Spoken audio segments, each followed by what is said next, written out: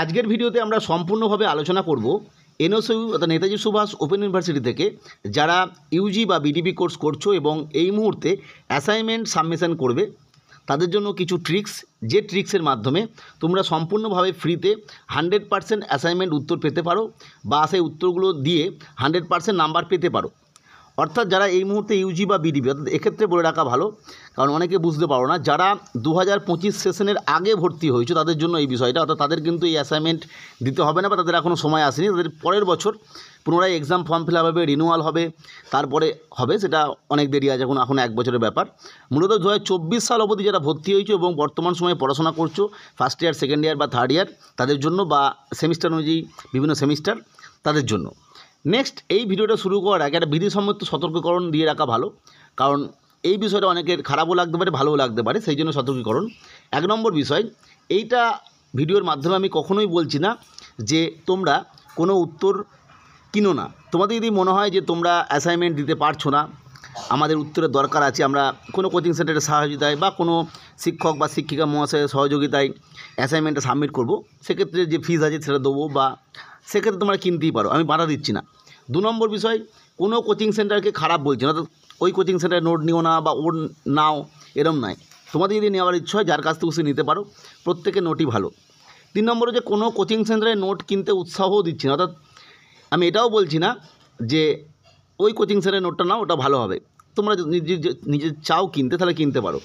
4 নম্বরে, যে মূলত এই ভিডিওটা তৈরি করা হচ্ছে যারা আর্থিকভাবে দুর্বল ছাত্রছাত্রী, তারা যাতে সহজে বিনামূল্যে উত্তর পেতে পারে তার কৌশল।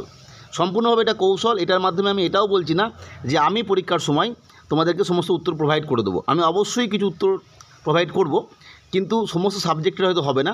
ফলে তোমরা যারা আর্থিকভাবে দুর্বল বা ওই নোটস কিনতে পারছো না, তাদের জন্য এই ভিডিওটা। তোমরা এরপরে কৌশলগুলো দেখে নাও। কৌশল যেটা আমি লিখেছি সেটা প্রতিটা পরীক্ষার সময় বলি, এটা করলে তোমরা 100% নিশ্চয়ইভাবে প্রতিটা পেপারের পাবে, কিছু কিছু সাবজেক্টের ক্ষেত্রে নাও পেতে পারো। 1 নম্বর কি, মধ্যবর্তী সময়ে এক্সাম দিতে হবে, অর্থাৎ পরীক্ষা যেটা শুরু হচ্ছে 25শে নভেম্বর থেকে 10টা ডিসেম্বর অবধি চলবে, সেক্ষেত্রে তোমরা পরীক্ষাটা দেবে মোটামুটিভাবে 28-29 তারিখ করে। যারা এই কৌশল অবলম্বন করবে 28-29 তারিখ করে, বা 30 তারিখেও দিতে পারো। এবং পরীক্ষাটা আমি সবসময় বলি দিতে রাতের দিকে, অর্থাৎ রাত 11টা, সাড়ে 11টার পরে, 12টার পরে বা ভোরের দিকে। 2 নম্বর হচ্ছে, এই মুহূর্তে অর্থাৎ আজ থেকে ভিডিওটা দেখার পর সমস্ত ধরনের নেতাজি সুভাষ ওপেন ইউনিভার্সিটির গ্রুপে যুক্ত হয়ে যেতে হবে। অর্থাৎ বিভিন্ন সোশ্যাল মিডিয়ায় গ্রুপ আছে, সেটা ফেসবুক হতে পারে, সেটা ইনস্টাগ্রাম, টুইটার বা অন্যান্য যেগুলো ইউটিউব চ্যানেল আছে, যাদেরই আছে আজকে, সে সমস্ত জায়গায় তাদের কোনো গ্রুপ থাকলে, হোয়াটসঅ্যাপ চ্যানেল থাকলে, টেলিগ্রাম চ্যানেল থাকলে, যেখানে যা পাবে সেখানে যুক্ত হয়ে থাকো তোমরা। অবশ্যই এটা ফ্রিতে যেগুলো যুক্ত হওয়া যায় আর কি, সেগুলোতে। এরপরে যেটা করতে হবে, এক্সাম যবে শুরু হলো তার সেকেন্ড ডে থেকে উত্তর খোঁজা শুরু করতে হবে। অর্থাৎ এক্সাম শুরু হলো 25 তারিখ, মানে তোমরা মোটামুটি 26 তারিখ বিকাল থেকে উত্তর খুঁজতে শুরু করো। কীভাবে উত্তর খুঁজবে? 4 নম্বর যা লিখেছি, যে ইউটিউবে গিয়ে, প্রথমে ইউটিউব কথাটা এই কারণেই বলছি কারণ বেশিরভাগজন ইউটিউবে ভিডিওগুলো আপলোড করে। তোমরা অন্যান্য সোশ্যাল মিডিয়াতেও পাবে, সেটা আমি বলছি পরে। ইউটিউবে গিয়ে সার্চ করবে। কীভাবে সার্চ করবে? CCPS04, অর্থাৎ কারোর পলিটিক্যাল সায়েন্সের পেপার আছে, সে CCPS04 লিখলো, মানে ওই পেপারটায় পরীক্ষা দেবে। বা কারো বেঙ্গলে যে শেষে CCBG04 লিখছে, কারো জুওলজি আছে সে CCZ04, মানে যার যে পেপার লেখা আছে, ওই যে অ্যাসাইনমেন্ট সাবমিশন স্লিপ যেটা আমি আগে আলোচনা করেছিলাম, সেই অনুযায়ী লিখবে। যতগুলো পেপার আছে দেখবে কোনো না কোনো উত্তর পেয়ে যাবে। বা DSBG21 যদি এরকম কারো পেপার থেকে থাকে, এরমভাবে লিখবে। লিখে যদি উত্তর পাও, উত্তর পাবেই এমনটা নয়, পেতে পারো, বা আমি নিশ্চিত যে বেশ কিছু সাবজেক্ট যেগুলো আছে common subject, Bengali, history, political science, এগুলোতে 100% পেয়ে যাবে। সেইগুলো কি করবে, খাতায় পরপর প্রশ্ন উত্তর লিখতে হবে। প্রথমে একটা খাতা নিলে তুমি, যদি CCPS আমি 4 লিখেছি, তাহলে CCPS4 লিখলে, ওপরে হেডিং করলে, এরপরে যে কটা কোশ্চেন থাকবে সেই কোশ্চেন এবং উত্তর পরপর, প্রথমে কোশ্চেন লিখলে তারপর আনসার, আবার কোশ্চেন আনসার, এরমভাবে প্রতিটা প্রশ্ন লিখে নাও। অবশ্যই এক্ষেত্রে মনে রাখতে হবে, পূর্বের বছর অবধি ইউজিতে যেভাবে পরীক্ষা হয়েছে তাদের প্রতিটা ক্যান্ডিডেটের একই কোশ্চেন ছিল। যদি এবারে প্রতিটা ক্যান্ডিডেটের কোশ্চেন পরিবর্তন হয়ে যায়, সেক্ষেত্রে কিন্তু খুব সমস্যা। যদি এরকমও হয় যে হয়তো 30টা কোশ্চেন সেট করা হয়েছে, সেই 30টা কোশ্চেনের মধ্যে থেকেই দেওয়া হচ্ছে, তাহলেও কোনো অসুবিধা নেই। কিন্তু প্রত্যেকের যদি কোশ্চেন পরিবর্তন হয়ে যায়, সেক্ষেত্রে কিন্তু সমস্যা। আশা করা যায় এটা হবে না, প্রত্যেকেরই কোশ্চেন একই থাকবে, বা হয়তো খুব জোর হলে 2টো বা 3টে সেট করা থাকবে, সেই সেটের মধ্যে কোনো একটা পড়বে। যাই হোক, এরপরে কি করতে হবে, এরপর একইভাবে, অর্থাৎ ওই রকমভাবেই কিন্তু সার্চ করতে হবে। সার্চ করে অন্যান্য সমাজ মাধ্যম, সেটা হতে পারে ফেসবুক বা অন্য অন্য জায়গায়, বা গুগলে ডাইরেক্ট লিখলেও হতে পারে। সেই সার্চ করার পর আগেই CCPS04 বলে যে খাতাটা তুমি লিখেছো, বা ইউটিউবে ধরো একটা চ্যানেলের কাছ থেকে পেলে প্রথমে CCPS পেপারটা 04 পেপারটা আমি জাস্ট উদাহরণ দিচ্ছি, লিখে নিয়েছো প্রথমে পরপর। লেখার পর ইউটিউবে দেখলে ওটা নিয়ে আবার একজন ভিডিও করেছে, তখন এটার সঙ্গে এটা মিলাতে হবে যে এরা কোন কোশ্চেনের উত্তরটা ভুল বলছে, বা কোনো উত্তরের প্রশ্নটা মানে উত্তরটা আলাদা বলছে কিনা, বা প্রশ্ন আলাদা বলছে কিনা। যদি প্রশ্ন আলাদা বলে সেটা নিচে লিখে নিতে হবে। উত্তর যদি আলাদা বলে সেক্ষেত্রে সেই উত্তরটা পাশে লিখতে হবে এবং প্রশ্নটাকে মার্ক করে রেখে দিতে হবে। এভাবে তুমি দেখবে বিভিন্ন জায়গায় এই উত্তর পাবে, সেগুলো এইভাবে করতে থাকবে। প্রতিটা পেপারের জন্য কিন্তু এইভাবে করতে হবে। অন্ততপক্ষে একটা পেপারের জন্য তুমি 3 থেকে 4 বার বিভিন্ন উত্তর মিলিয়ে দেখো, মানে বিভিন্ন জায়গায় বিভিন্নজন আপলোড করেছে এমন ভিডিও, বা বিভিন্নজন পোস্ট করেছে ফেসবুকে বা কোনো গ্রুপে, সেটা থেকে মিলিয়ে নাও। এইভাবে একটা পেপারের জন্য অন্ততপক্ষে 4 বার তোমায় মেলাতে হবে। প্রথমবার লিখতে হবে, তারপরে ওগুলো শুধু মেলাতে হবে। যদি উত্তর মানে আলাদা হয় সেক্ষেত্রে উত্তরটা লিখে মার্ক করে নেবে, আর যদি প্রশ্ন এক্সট্রা কেউ বলে থাকে সেক্ষেত্রে প্রশ্নটা নিচে আবার লিখবে। এটা গেল বিষয়।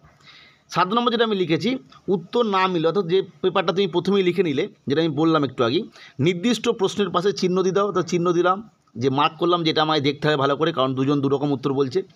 আর নতুন প্রশ্ন পেলে অবশ্যই নিজে নাম্বার করে আবার লিখতে হবে। 8 নম্বর প্রশ্ন, এইভাবে একই পেপার তথ্য, একটা পেপারে তথ্য বারবার মেলাতে হবে, যেটা আমি বললাম।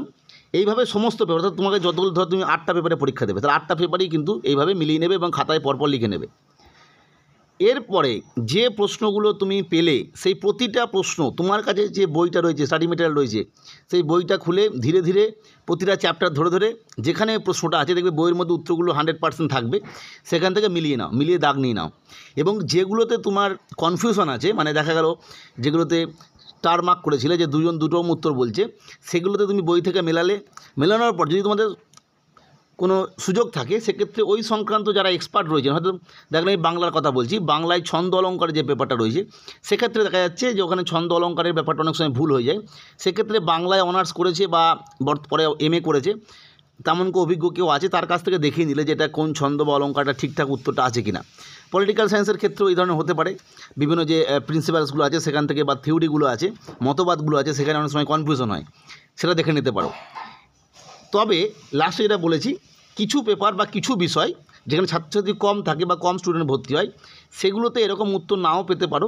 সেক্ষেত্রে বই নিয়ে বা এক্সট্রা ডিভাইস নিয়ে এক্সাম দিতে হবে। অর্থাৎ যারা ভাবছে কোশ্চেন কিনবো না, মানে প্রশ্ন উত্তর নেবো না, তাদের জন্য বলবো, যারা হয়তো সবগুলো পেলে না, কোনো একটা পেপার হয়তো পাচ্ছ না, বা কোনো একটা বিষয়ের কোনো দুটো পেপার পাচ্ছ না, সেক্ষেত্রে কী করতে হবে, ওই নির্দিষ্ট বইটা পাশে নিয়ে এবং এক্সট্রা ডিভাইস, মানে তোমার একটা ফোন আছে পাশে, বাড়ির কারোর একটা ফোন ইউজ করলে যাতে সার্চ টাচ করে উত্তরগুলো পাওয়া যায় আর কি, সেভাবে পরীক্ষা দিতে হবে। মূলত এভাবে যদি তোমরা করো, দেখবে তোমরা নিশ্চিতভাবে কমন যে বিষয়গুলো সেগুলোতে কিন্তু উত্তর পেয়ে যাচ্ছ। এক্সট্রা কিছু সায়েন্সের কিছু বিষয়ে হয়তো কোনো সময় উত্তর পাওয়া যায় না, দু একটা ক্ষেত্রে, সেক্ষেত্রে তোমরা অবশ্যই বই বা এক্সট্রা ডিভাইস যেটা বললাম তার সাহায্য নিয়ে পরীক্ষা দিতে পারো। এভাবে পরীক্ষা দিলে তোমরা দেখবে 100% উত্তর পেয়ে যাবে। যাই হোক, অবশ্যই পরবর্তী আপডেটের জন্য চ্যানেলটিকে সাবস্ক্রাইব করে রেখো। ভিডিওটি দেখার জন্য প্রত্যেককে অসংখ্য ধন্যবাদ।